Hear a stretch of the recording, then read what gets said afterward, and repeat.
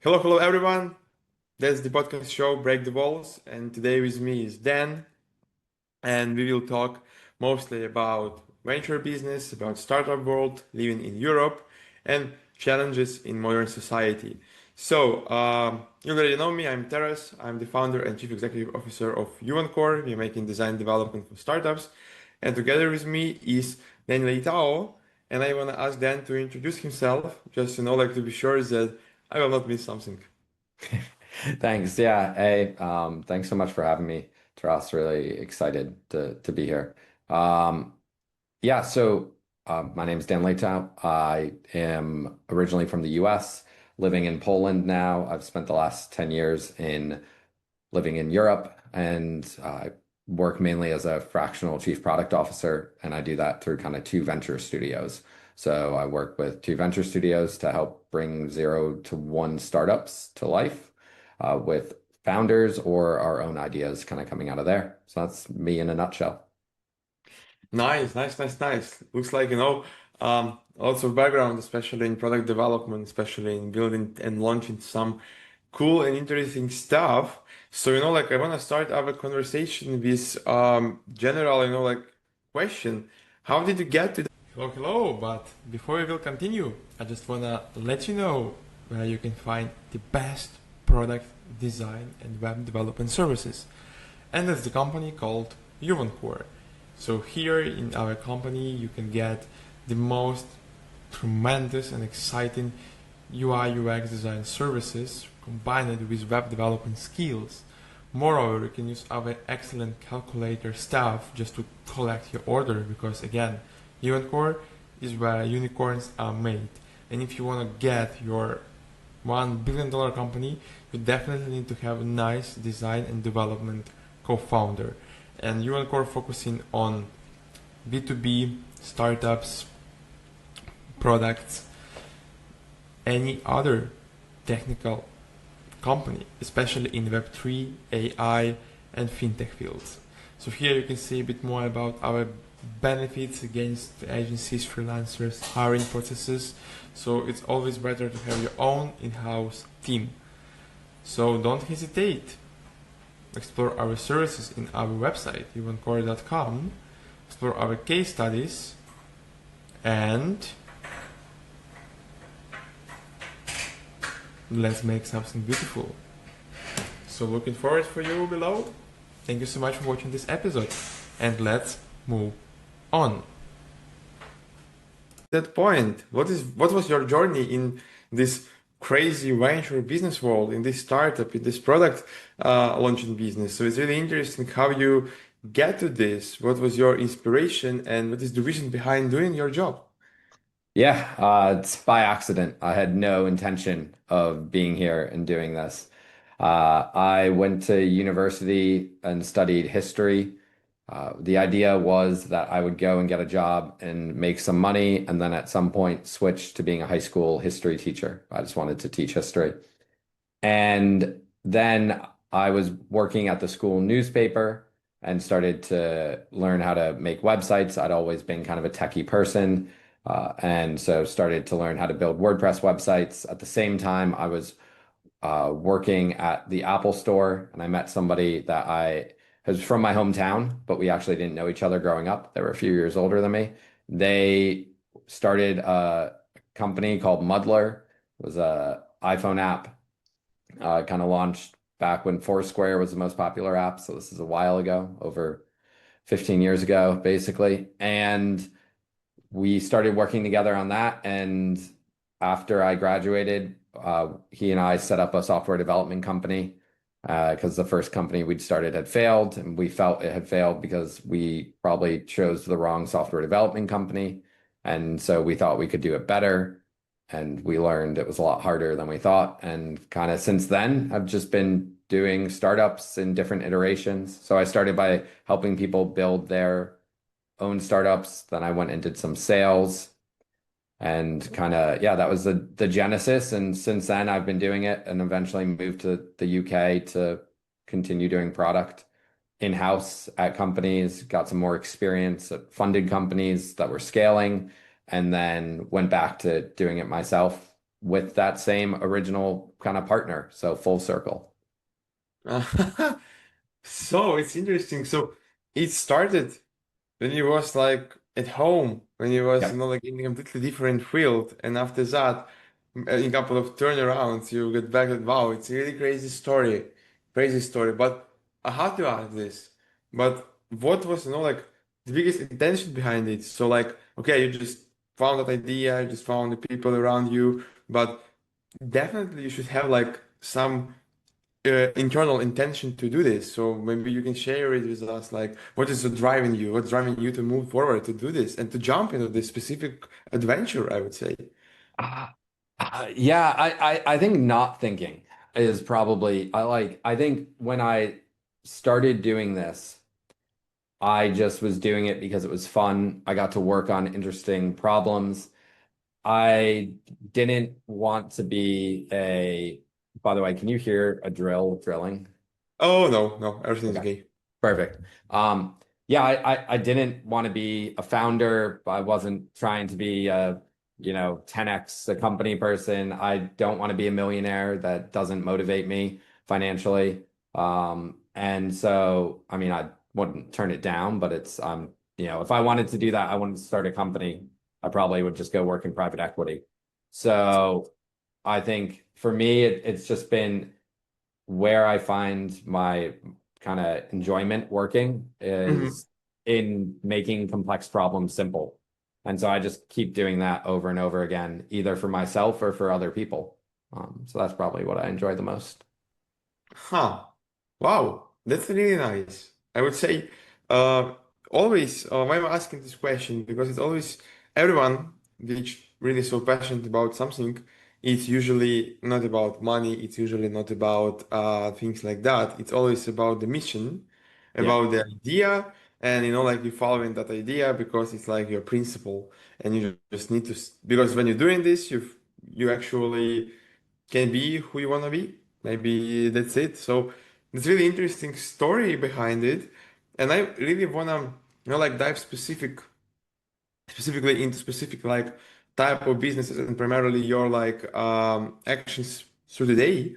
So we already know like you're helping businesses to grow, you're helping them to launch, and you're providing for them, I would say, more consultancy support, if I'm correct.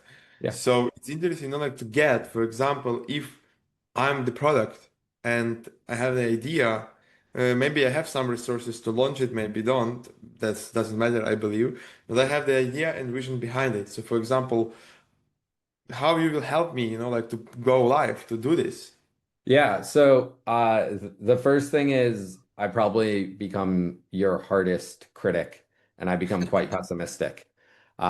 So like out of the kind of teams that I work with on all the calls, I'm always the super negative one.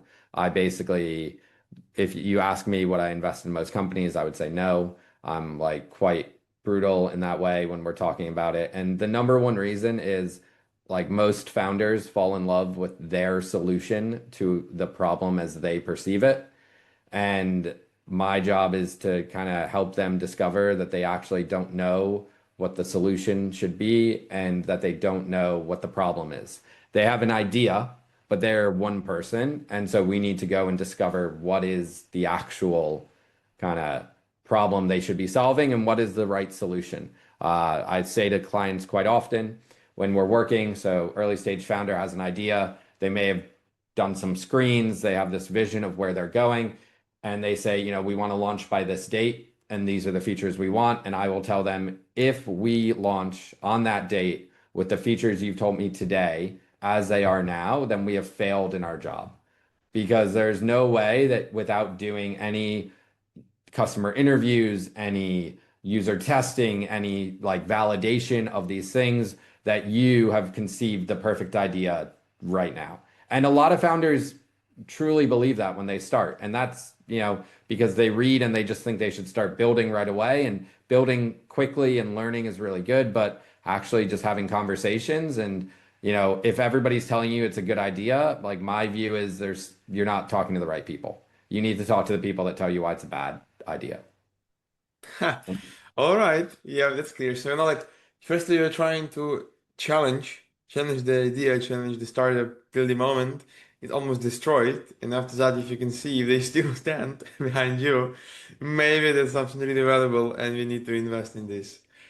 Exactly. And so then, if they have a team, then we'll augment their team where needed. If they don't, then we'll come along with our team. We'll help them raise money so that then we can do a combination of kind of some cash, Mhm. equity, and get them launched.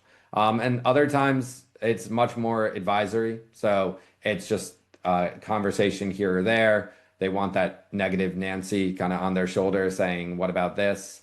I'll do that. I also will talk to a lot of founders where I don't end up working with them in the long term, but they're looking for their first product person. And their first Mhm. product person's a really difficult thing to hire because it's the first person that you trust to take over your vision.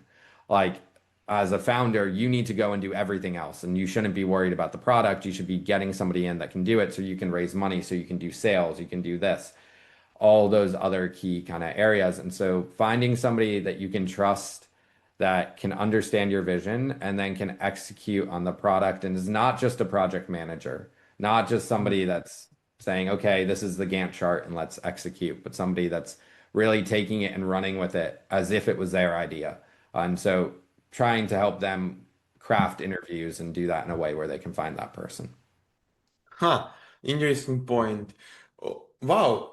Another question I wanted to ask, actually, in addition to that. So, for example, if we have like beautiful idea, but as I understand from your speech, idea is not always the key. So there is a lot of different indicators which is important for you as the investor or etc. So if you will, like go a bit far from the idea, what is another, like important things which you need to consider as the startup before going to the ventures? Of course, team, good team, talent, lots of talents in the team. That's a huge criteria. You already said that, but maybe like there is a bit more other criteria which no one's telling about, and it's interesting, like to understand it because when usually I'm speaking to founders, yeah, they always like we believe that that solution is the best in the world. That's it. So it's like it will save the planet. But it's not only, I guess, enough to have just an idea. You need to have operations. You need to have lots of other stuff. So tell us, what is the next thing? So yeah, I mean, I think the really important thing for me is, are you willing to show something ugly to people to learn? So a lot of founders will not feel comfortable going to people they know until something is perfect in their opinion. And I want to like test that as soon as possible. So sometimes I'll even give founders a prototype or designs that have a flaw in them Mhm. and tell them to go test with it and see if they're willing to go do that. Because if they're not, right, they'll come back and they'll say, "Well, I will, but well, like once this is done, like once this pixel's perfect, once the text here is the brand," and I'll say it doesn't matter. Like we don't need that because your product is never going to be ready for you, right? So Mhm. you're because all founders are perfectionists, right? So how can you assess that somebody's willing to be embarrassed? Somebody's willing to go to somebody and have something not work in front of them. Obviously don't make it like the perfect person that's going to get write you the check for $1 million. Don't have it be that person, but have somebody that you is your user, is this that can tell you, understands that this is early and you're trying to learn and get that. So I want to see that they're willing to walk away with it not going well. Um, so that's probably the one. I think the other thing that when looking and working with founders is a lot the dynamics with their co-founders. So one Mhm. thing that I always do is I say split the co-founders up and ask them how they started the company because you will then learn the difference. So if we take my business partner Mike, who I worked with on the agency and have worked on a long number of companies. If you ask us to tell the story of how we started the company together, our first company, Conclave Labs, the software development company, we have different stories. His story is much more, it was his idea. My story is, it's much more our idea. And to be honest, over time, that became an issue when we started that company. Like you could see that was kind of a rift. Obviously, we still worked together, we got through it. But he would talk about how he went away and watched Mad Men, and after his first company had failed, that I'd been working with him on, and like he had this idea to do this. My story is we had worked on that company, were disappointed with the dev company. We collectively came together and said we should do this. Six of one, half dozen of the other, it doesn't really matter. But it does because at times, if founders don't have, like, you know it when you see a couple, you just got married, you told me, right? So Yeah. if I ask you and your wife now how you met, you probably have this cute way of telling the story together that's like rehearsed and practiced and now it sounds perfect. I want to hear when founders are together, they say the story like the husband and wife telling the perfect story. When founders are apart, you get the husband and the wife's version of the story, and you see how close it is to the original. And so, if it's a team of founders, I always like to do that because it tells me where there's going to be issues potentially in the long run with who thinks what. That's probably one of the things I look at. Wow, that's nice. That's really great. Actually, it's interesting. So, for example, if the founders will have different versions. So, as I understood, they usually will, like talk about specific problems from each side. And in that case, you can see where is the pro. Aha. All right. So Interesting. you'll know if there's a dominant founder, right? Really quickly because the story is I, not we. You'll be able to see, and so then you're like, okay, especially when it's three founders as opposed to two, you're going to be able to start to isolate who's going to be the founder that's always left out in the cold because three is always a really tricky number with founders because it always becomes 2v1. So, if it's two, you'll see, are they really seeing each other as equals, or is this something where it was one and the other one came along? All of those things kind of play out into it. And really how sales oriented and growth oriented. I think this is the other, if I were to make a third point on your question, it would be I come from the East Coast in the US. The East Coast investment is like much more rigid. They want harder financials. Growth expectation is not as big as the West Coast. I tell the story we pitched two investors, one East Coast, one West Coast, in the same day. The East Coast guy first, and he said, your numbers are too big. We changed them. The West Coast guy later in the day said the numbers are too small. Like, so for me, I want to know that you're actually thinking about how you're going to get revenue in quickly, how you're going to get your first sale, how you're going to, because if the money runs out, can you bootstrap this? Can you go shoestring budget and make this work? And if it's just you're going to raise money and keep raising money, I'm personally not interested because then you run out of money and then I don't get paid. Yeah. And I like being paid. So, Nice. Interesting. Cool. Now it's more clear, like to me and maybe for our listeners, how it works and what is the key criteria. Everyone thinking about business model, everyone thinking about idea and things like that, but it's not usually the most important. Sometimes, like more um specific things making difference. So that's really nice.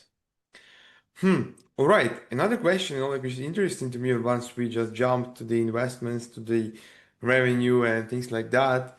So it's interesting, what, which type of insights or like what is the key actions which makes a successful venture? Because you have really huge experience in this topic, so it's interesting as well to hear, like from the investment perspective, what is, like the key criteria to make a good venture. so for us, when we work with companies, generally speaking, we're investing like equity in time as opposed to cash. So just for Mm-hmm. our investment can be like we will see it differently to some degree than if it was a pure cash one because it's also time. So for us, it's time we could be investing elsewhere and making money off that time. So in the venture studio model, that's generally how we kind of think of it. So for us, like a few things. If we're looking, it depends the type of venture we're trying to do. Is it a micro venture? So is it something small that we think, we can launch quickly? We're going to use an existing marketplace. So maybe it's a tool that connects with Linear, which is a really popular tool and for kind of product teams. And we see a gap because we're using it. And that's going to be a micro venture. We want to launch that as quickly as possible with a small team. And we're not that's just a cash cow. Like we want to get that to 10,000 a month and then see what happens with it, right? That's kind of that play. In terms of other products that are looking longer, larger term, that's where when we look at the venture, we're saying, okay, is this something that's a quick flip? So there's an exit strategically here, or is this something that is gonna, we're chasing big raises and things. And, for us in the kind of venture studios I work with, we want a mixture of those. We want to diversify the portfolio. So we have some that are, big swings and some that are smaller hits that we know, okay, great, we're gonna just be able to make some simple revenue here, solve a problem, and get credentials built on just solving problems and creating cool products. Uh, so when we're looking at the ideas, we're first assessing the criteria. So what type of idea is it? What type of problem are we solving? How big is it? The second I would say is it boring? Like the larger the swing, the more. Hello, hello, but before we will continue, I just wanna let you know where you can find the best product design and web development services. And that's the company called Core. So here in our company you can get the most tremendous and exciting UI UX design services combined with web development skills. Moreover, you can use our excellent calculator staff just to collect your order because again, Core is where unicorns are made. And if you want to get your $1 billion company, you definitely need to have a nice design and development co-founder. And Core focusing on B2B, startups, products, any other technical company, especially in Web3, AI, and fintech fields. So here you can see a bit more about our benefits against agencies, freelancers, hiring processes. So it's always better to have your own in-house team. So don't hesitate. Explore our services in our website, evencore.com. Explore our case studies and let's make something beautiful. So looking forward for you below. Thank you so much for watching this episode and let's move on. Boring an idea I want because boring it has revenue. People don't do boring things if they don't make money. Cool, flashy things may or may not make money. So I generally want boring. It's how we ended up building platforms for tax lien trading and like all these types of things. So you want some boring items, and then you want some that are cool, that are flashy, that you feel you're pushing the edge of AI or UI, and you can, show your friends at the pub, and they're going to say, "Oh, wow, that looks cool." So I think we want a mixture of all three of those, and so we're assessing the idea, the kind of space in the idea, the time frame for that idea to become a valid idea, and then we're looking at where can we deploy insights, relationships, and things that we have. So we may have previous experience in certain industries. We may know people that have direct connections to buyers or there. So we're also going to assess, do we think that we have something within a few phone calls that can help us accelerate this faster? That's kind of where we look at the ideas and then the team. Like, what's the kind of reason this team's doing it and why, and assessing their kind of cohesion. Mm-hmm. All right. Yeah, that's clear. So, and honestly, yeah, lot of interesting stuff related to the specific criteria, specific like analysis behind the product, behind the idea, behind the business model. So it's not like a process. Oh, I've got inspiration from the idea. Boom, I want to invest to this. So it's a really huge, huge, huge research, which like bringing too much energy, maybe bringing not too much energy, maybe taking too much energy to explore it. But it's everyone actually asking this. But how risk reward model working here? So like you are considering some risks, or you have like specific percentage of it which you're able to invest or not. So it's interesting how you're trying to measure risks and how like big venture companies like you estimating the possible outcome from this actually investment. Is it good or is it bad? So it is well interesting topic because everyone really mistaken about that. Yeah, so I think in terms of our risk profile and with the ventures and ideas, we're human, so there are things that we just like, we find interesting.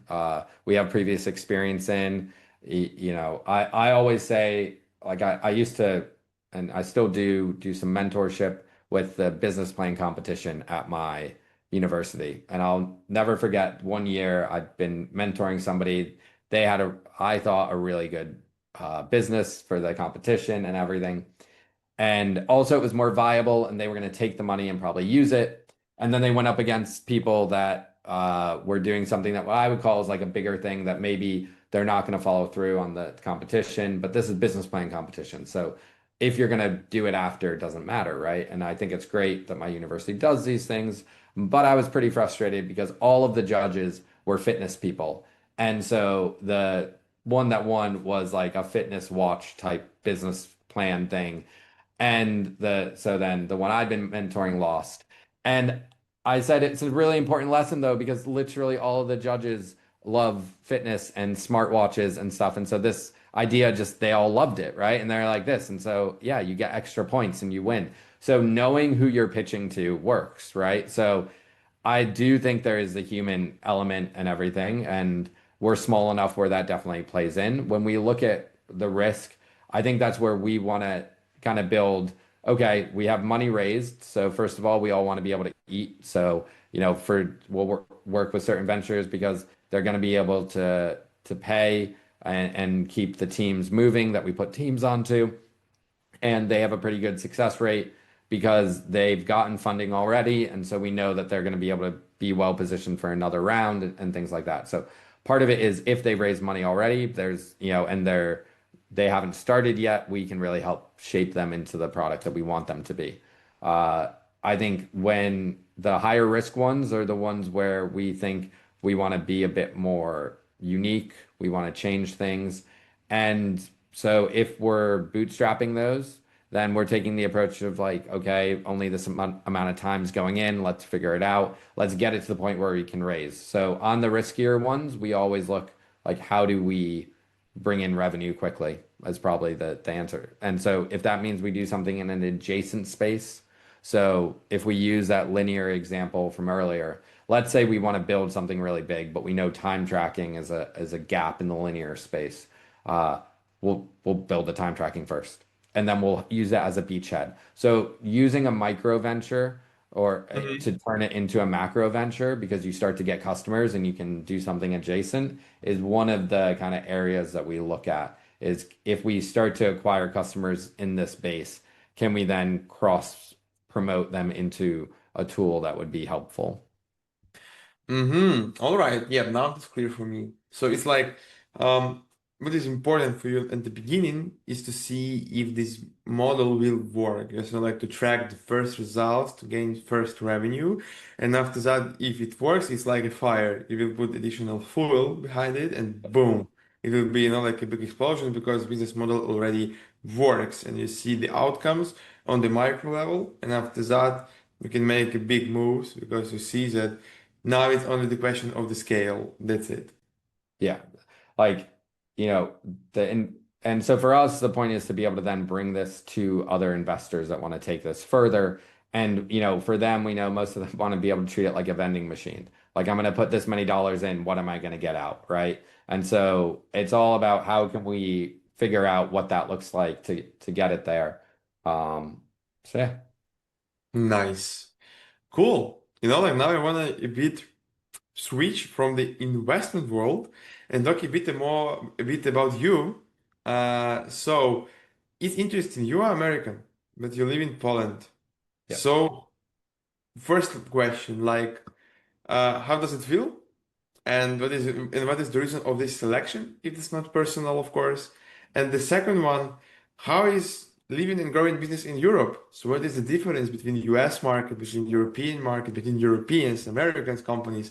So it's really interesting. Yeah, so I'm American. I live in Poland, and I spent about 7 years in London before Poland. So I moved to the UK with no real plan to do so. My plan was to go to maybe Dublin and look at a job in Dublin. And so I took a one-way flight to London for a Liverpool match. And I ended up going down to London after the match and visiting with an Irish friend who was going home for 2 weeks. And he said, "You can stay in my apartment." And I did. And I sent my CV out and I got a job. So I stayed in London. And so that was as a head of product at a funded company that was in the wearable technology space. Uh, they didn't have 6 months runway. I hadn't asked them how much runway they had.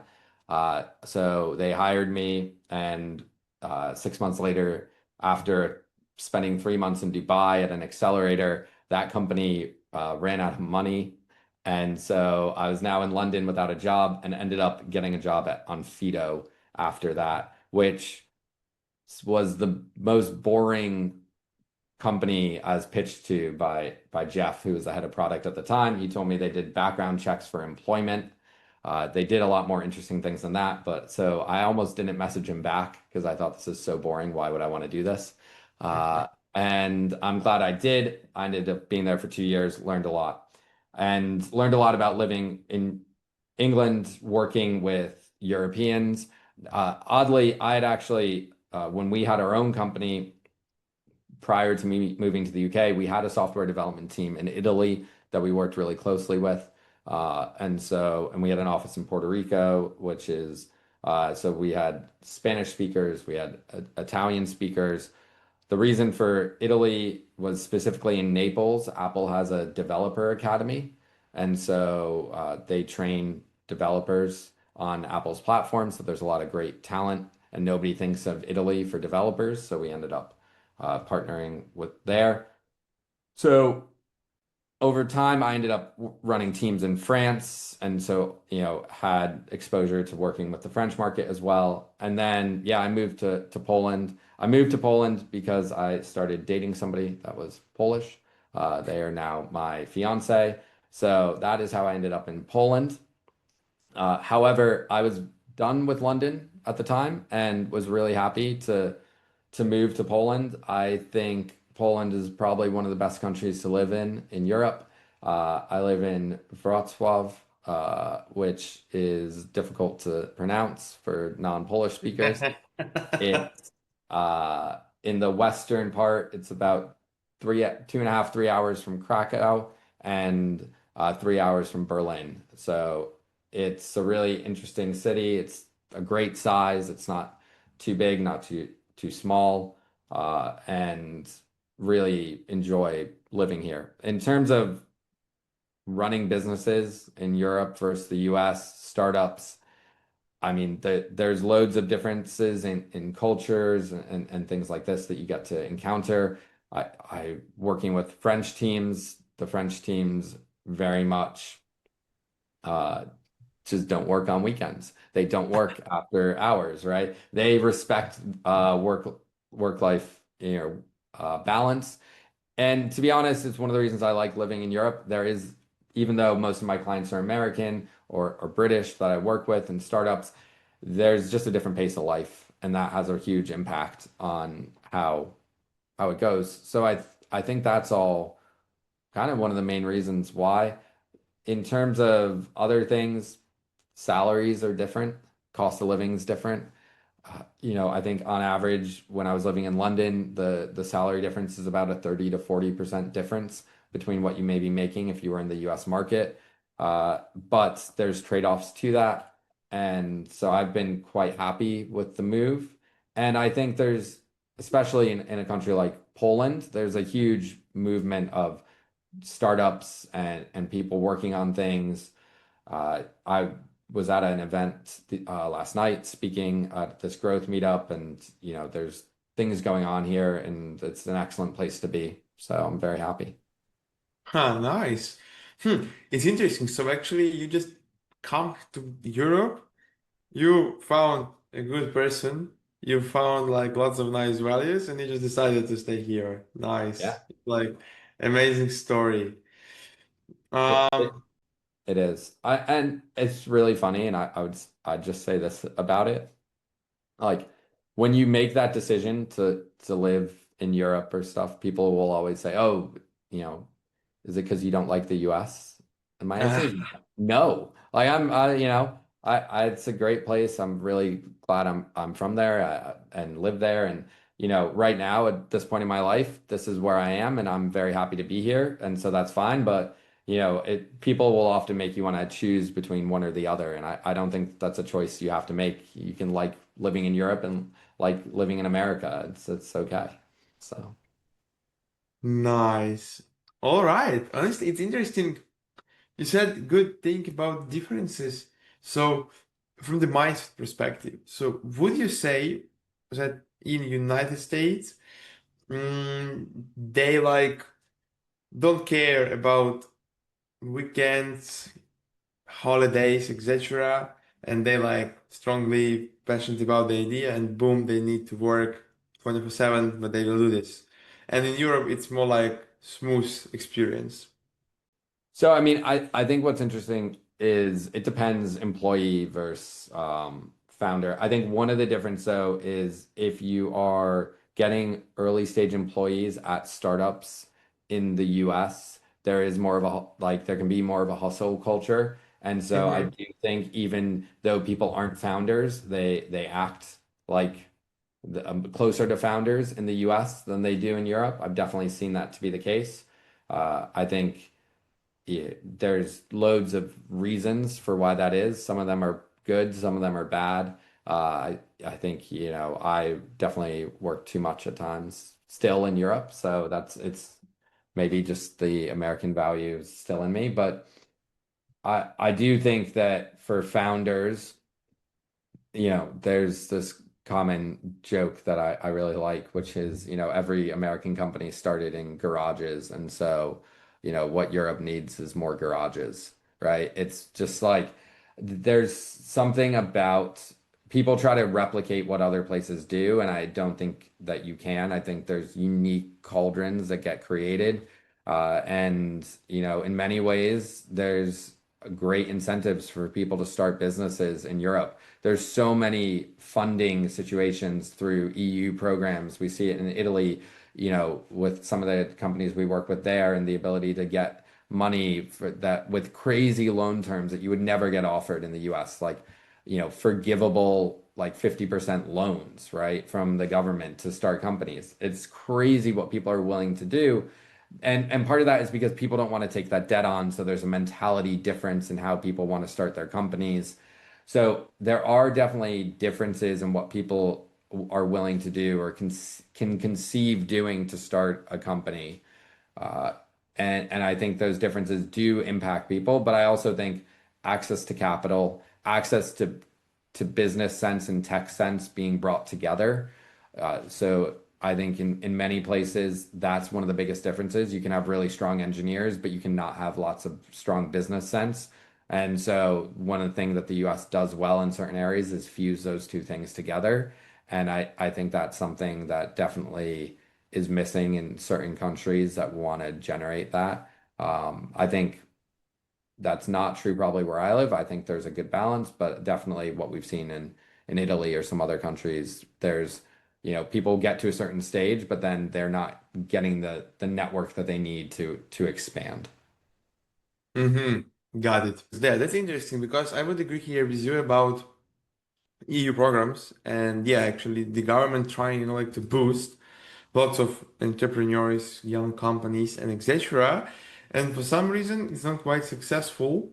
But I would agree as well with the point that we don't need to duplicate what people in the United States doing because it's completely different environment, it's completely different markets. And I thought about that, and I believe, yeah, EU is really strong and big, but at the same time, there is still cultural differences between EU members, and that's almost impossible to have the same like market size like US does because lots of states, but most of the people are connected in one culture, and that's really like a big family. So yeah, I'm not sure how Europe can actually modify this, but I believe it should be a bit different approach, like achieving something and growing a business here. But you already spent some time here, so I really want to, like make a bottom line about this story, just to ask you, what do you think Europe should do to improve their like companies, to help new business grow up, and how that founders can be motivated? So you as the venture, as the person who is really inside lots of businesses and ideas, what is like the biggest recommendation for the European market?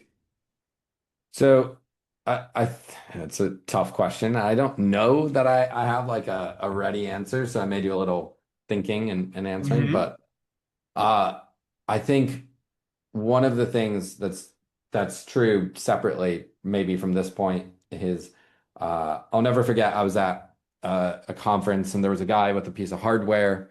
This hardware was for nursing homes with dementia patients to make it easier for them to connect with families and everything. It was a really cool product and everything. And we were there and we said, "Oh, like when are you planning on going to the US? Like we actually know some people that maybe we could intro you to." The guy said like 3 years. And we were like, why? It's like, well, we're in Germany right now. We're doing Germany, and then we're going to look to expand to a few other markets, and then the U.S. And one thing that people think, especially for something like this, it's maybe not SaaS, it's a bit more physical, is this idea that the US is the US and it's massive. We're like, right, but like, what if you just went to Massachusetts? Like, what if you just went to this one area and tried to dominate that? So, one thing that we often talk about when people talk about breaking into the US market, especially if it's not just SaaS that you can just give to anyone, but maybe there's some more personal touch to it, or maybe you need more outreach or things. Look at the US like you would states or groups of states, so New England or one city, and people forget this and they think the US is so big. We're not ready for it. It's like you could not be ready for it, but maybe you could find a way that you could be. So that's just an aside. Besides that, I think it's definitely and so actually my best knowledge of the startup ecosystem is through my business partner who lives in Naples now. And so with the companies that we work with there, and I think it's exactly that point of finding a way to better connect the tech and creative resources to business resources and bring them together because there's actually a lot of really great tech resources in Europe. And right now, a lot of them are focused on supporting American companies, right? If you think about Polish dev teams, Ukrainian dev teams, Romanian dev teams, they're outsourced work for other places because that's where the money is. And I think, finding a way that some of those engineers could be paired with really great business talent and then money, right? So bringing those three things together in a way that allows them to get companies off the ground and shift the point, I think is probably the biggest thing. The problem there is fundamentally the people would rather work for American companies remotely because they pay more, right? And so until you find a way to fix that issue, you probably will continue to lose a lot of great talent there.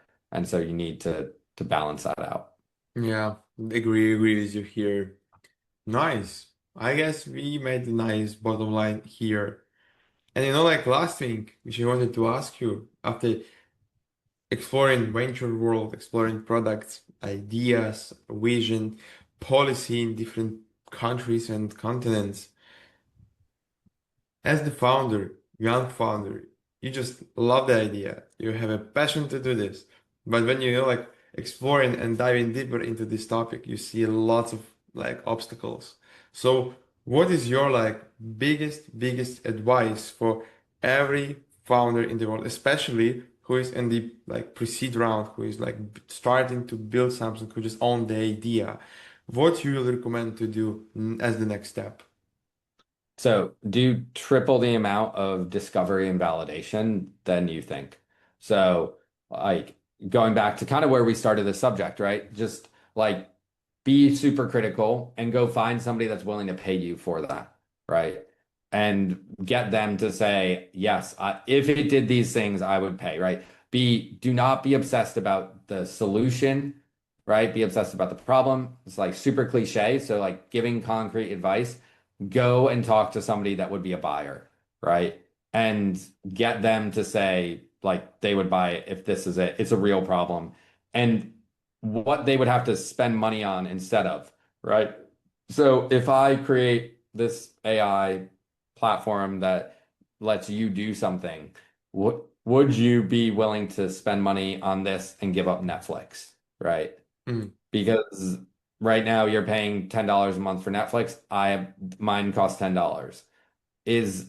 Would you, or maybe not Netflix, maybe your coffee. Like, what is your pricing change and difference that you're going to make that's going to lead to this? That is 100% the type of question and mentality you need to be going with at your idea.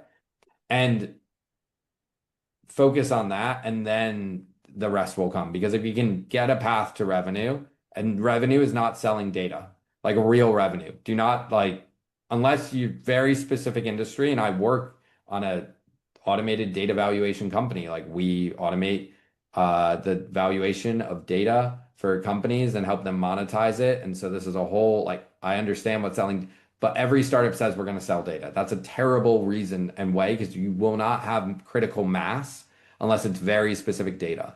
So, what are you going to do to get people paying as soon as possible? That is always the answer that I want to hear.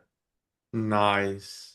Yeah, honestly, I'm just like, reflecting on this in my company, and yeah, that's what, yeah, I would agree what everyone should do. They need to validate the idea. If you provide a solution, not a service, not a something which no one needs, solution. Because in this world, you either solving problems or making somebody's life easier. That's it. Yeah.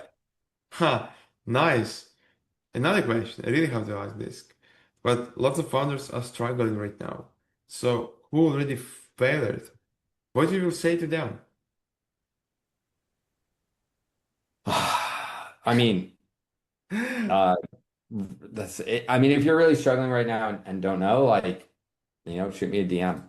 Like, I'm down to talk. Just talk to people. Like, and yeah, everybody's been there. That's the other thing. Yeah. Like, I've been there. I've had to convince people that it's time to kill their company. One of my other business partners, like, dragged his company on for way too long, and I kept telling him, man, it's a movie in the US, Old Yeller. It's like everybody watches it as a kid. The dog gets rabies and the boy has to shoot the dog and it's like super emotional. And so I told him like, man, this is your Old Yeller. Like you just sometimes you need to walk away. The conversely to that, most businesses fail because people give up on them, right? If you can go through that pain and get to the other side, you probably will find a path and this business will keep working. Like always, people talk about the failure stat of businesses. The failure stat of businesses is not necessarily that they failed, it's that people decided they would do something else before they made them work. So if you can go through that pain, go through that pain. But if that pain is pointless, don't drag it on. Like do the merciless thing and shoot your company. Like just kill it. Yeah, just get it.